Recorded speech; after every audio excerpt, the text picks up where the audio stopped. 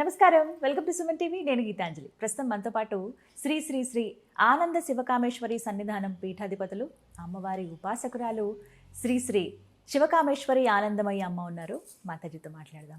అమ్మ నమస్కారం. నమస్కారం తల్లి. మా కామెంట్స్లో కొంతమంది కొన్ని సందేహాలు అడుగుతుంటారు. ప్రత్యేకించి కామేశ్వరి అమ్మగారిని అడగండి ఈ ప్రశ్నలు అని చెప్పి కొంతమంది పెడుతూ ఉన్నారు. అందులో ఒక సందేహం నేను చూశాను. మంగళసూత్రం పెరిగిపోవడం అనేది ఇది అశుభమా అని. అంటే ఏదో పని చేసుకుంటూ ఉంటే ఇలా జరిగిందండి, చాలా భయం వేసింది, నిజానికి చాలా బాధపడ్డాం, ఆ బెంగలోనే ఓ 2 రోజులు ఉండిపోయాను అని చెప్పి ఒక మహిళ అడుగుతూ ఉన్నారు. నిజంగా ఇది ఈమెకనే కాదండి, చాలా మందికి ఎదురయ్యే అనుభవమే. అవునమ్మా, జీవితంలో ఎప్పుడో ఒకసారి అవును. అలా మంగళసూత్రం పెరిగిపోవడం అనేది అశుభమా, ఎలా చూడాలి అసలు దీన్ని? యాదేవి సర్వభూతేషు లక్ష్మీ రూపేణ సంస్థిత నమస్తస్యై నమస్తస్యై నమస్తస్యై నమో నమః.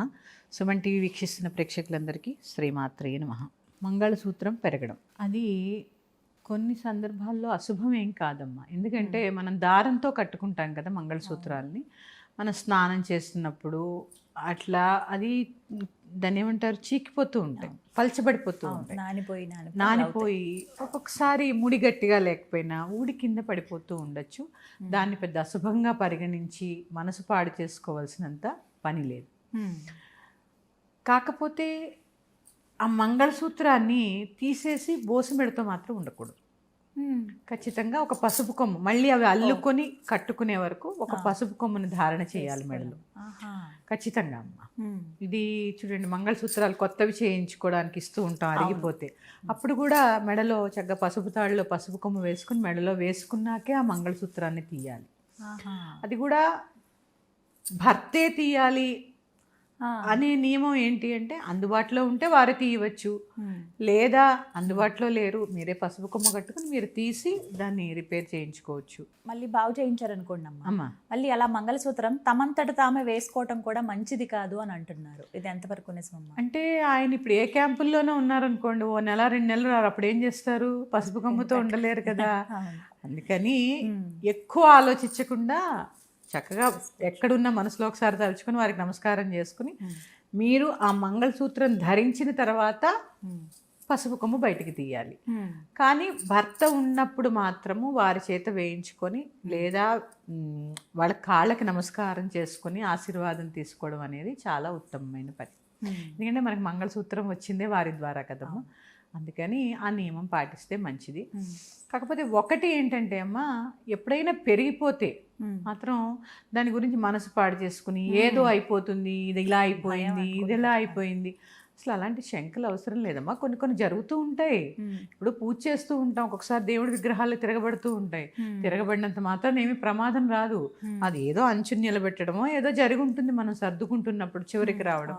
ఇలా ప్రతిదానికి మనం సెంటిమెంట్ ఫీల్ అయిపోతే ముందుకెళ్ళలేము. ఎందుకు అదే చెప్తున్నాను, భక్తిలో భయాన్ని నింపద్దు. ఆ విషయం దీనికి కూడా వర్తిస్తుంది. ఎక్కువగా భయపడద్దు దేనికి. ఎందుకంటే చిరంజీవి గారి సినిమా ఒకటి చూసాం, మీకు గుర్తుందో లేదు, మీరు కూడా చూసే ఉంటారు, మాకన్నా మీరు చిన్నవాళ్ళు అయినా ఆ సినిమా చూసి ఉండొచ్చు. ఆయన ఒక రాజు చిరంజీవి. ఆ పాట నేను చూశాను. అష్టలక్ష్మి అందరు లక్ష్మిలో ఉంటారు, ధనలక్ష్మి, ధాన్యలక్ష్మి, విద్యాలక్ష్మి, ఇట్లా వీరు అందరూ ఉంటారు ఆయన చుట్టూ. ఆయన వదిలేసి ఒక్కొక్క లక్ష్మి వెళ్ళిపోతున్నప్పుడు వెళ్ళిపోండి అని ఆయన వెళ్ళండి అమ్మ అని నమస్కారం చేసుకుంటారు. ఒక్క ధైర్యలక్ష్మి వెళ్ళిపోతున్నప్పుడు అమ్మ వెళ్ళొద్దు నన్ను వదిలని బతిమలాడతారు. బతిమలాడినప్పుడు ధైర్యలక్ష్మి ఉండిపోతుంది. ఈ లక్ష్ములందరూ కొంత దూరం వెళ్ళిన తర్వాత భయం వేసి వెనక్కి వచ్చేస్తారు ధైర్యలక్ష్మి లేనందుకు. అంటే ఇక్కడ ఏంటి అంటే, ధైర్యం ఉంటే అన్నీ ఉంటాయి. అందుకే ధైర్యే సాహసే లక్ష్మి.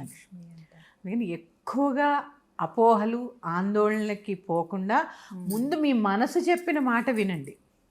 మీ మనసుకు మించిన గురువు లేదు కొన్ని విషయాల్లో. ఎందుకంటే మీ గురించి మీకే ఎక్కువ బాగా తెలుసు కాబట్టి ఎక్కువ అపోహలకి పోకుండా, ధైర్యాన్ని కోల్పోకుండా, కొన్ని విషయాల్లో స్త్రీలు చాలా ధైర్యపడిపోతూ ఉంటారమ్మా. నేను ఒక వీడియో చూసాను మొన్న ఎక్కడో, ఈ ఇల్లు టూర్ చేస్తూ ఉంటారు కదా, హోమ్ టూర్లో క్లీన్లీనెస్కి సంబంధించి ఒక వీడియో చేశారట ఎవరో. వాళ్ళకి కొంత దూరంలో ఉండే ఆవిడ వాళ్ళ ఇల్లు నీట్గా లేదని చెప్పి ఆవిడ సూసైడ్ చేసుకుని చనిపోయింది. అయ్య బాబోయ్.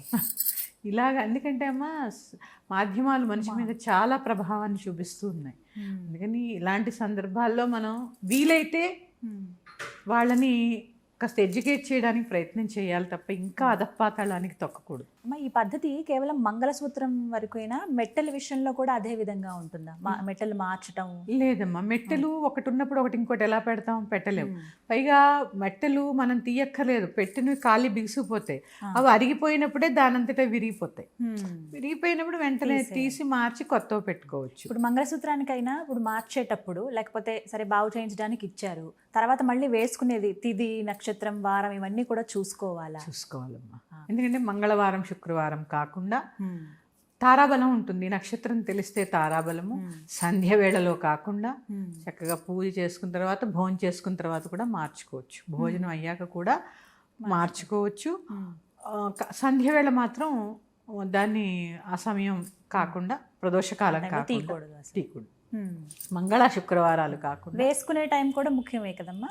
వేసుకునే టైమే ముఖ్యమే అమ్మా. తీయడం కూడా ఎంత ముఖ్యమో వేసుకునేది కూడా అంతే ముఖ్యం కదా. అస్సలు తీయకూడని రోజులు అంటే మంగళవారం శుక్రవారం.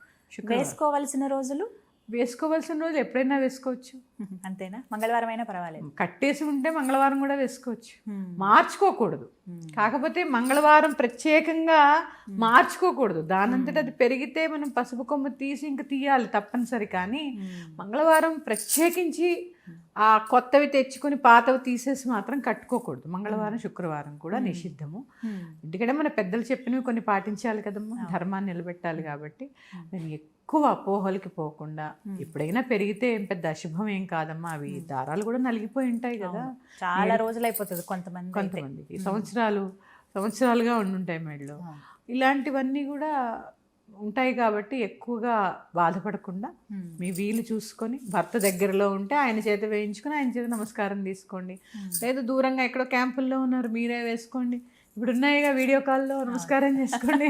అంతేనా? అలా టెక్నాలజీ వాడుకోండి, వారిని చూడాలంతే. థ్యాంక్ యూ అమ్మా, చక్కటి సందేహం నివృత్తి చేశారు. ధన్యవాదాలు. మరొక అంశంతో మీ ముందుకు వస్తాను. శ్రీమాత్రే నమః. స్వస్తి.